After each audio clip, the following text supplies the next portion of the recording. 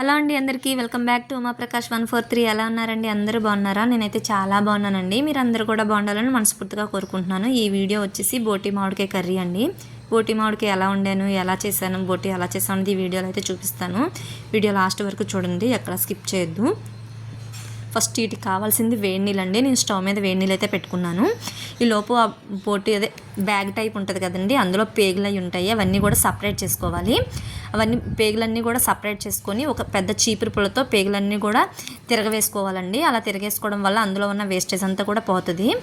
పేగులన్నీ తిరగేసేలోపు వేడి నీళ్ళు కూడా అయిపోయినాయండి. ఇప్పుడు వేడి నీళ్ళు మరిగినాయి కదా, అందులో బ్లాక్ కలర్ సంచి ఉంటుంది కదండి, ఈ సంచి అంతా కూడా ఈ వేడినీటిలో వేసుకొని వేడివేడిగా ఉన్నప్పుడే బయటికి తీసేసి ఆ పైన ఉన్న బ్లాక్ కలర్లో ఉన్న లేయర్ అంతా కూడా తీసేసుకోవాలండి. మళ్ళీ చల్లగా అయిపోతే బిగ తీసుకుపోయినట్టు అయిపోతుంది అనమాట, రాదు ఆ బ్లాక్ కలర్లో. వేడివేడిగా ఉన్నప్పుడే తీసేయాలి. పెద్ద గరిటతో కానీ చాకుతో కానీ తీసేస్తే మనకు నీట్గా వచ్చేస్తుంది.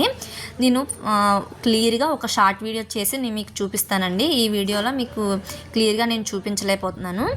ఇంకా అలా తీసుకున్న తర్వాత ఈ పేగులన్నీ ఇవన్నీ కూడా చిన్న చిన్న ముక్కలుగా మనకు నచ్చిన షేప్లో కట్ చేసేసుకోవడం అండి. చాలాసార్లు కడుక్కోవాలండి, ఒక 6-7 సార్లు నీట్గా కడుక్కోవాలి.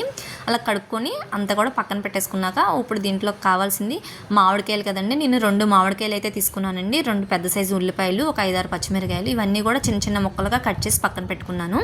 నేనైతే ఈ కర్రీ కుక్కర్లో వేసుకుంటున్నానండి. ఫస్ట్ అయితే స్టవ్ వెలిగించి కుక్కర్ పెట్టుకొని అందులో కొంచెం అంత ఆయిల్ వేసుకొని, ఆయిల్ వేడెక్కాక పచ్చిమిరకాయలు కూడా వేసుకొని మనం కట్ చేసి పెట్టుకున్న ఉల్లిపాయ ముక్కలు కూడా వేసుకొని అందులోనే ఉప్పు పసుపు వేసి గోల్డెన్ బ్రౌన్ కలర్ వచ్చేంత వరకు కూడా ఫ్రై చేసుకోవాలి. అందులోనే ఒక స్పూన్ అల్లం వెల్లుల్లి పేస్ట్ కూడా వేసుకొని అంతా కూడా ఒకసారి కలుపుకున్న తర్వాత పచ్చివాసన పోయేంత వరకు కూడా ఫ్రై చేసుకున్నాక మనం క్లీన్ చేసి పెట్టుకున్న బోటీని కూడా వేసేసుకోవాలండి.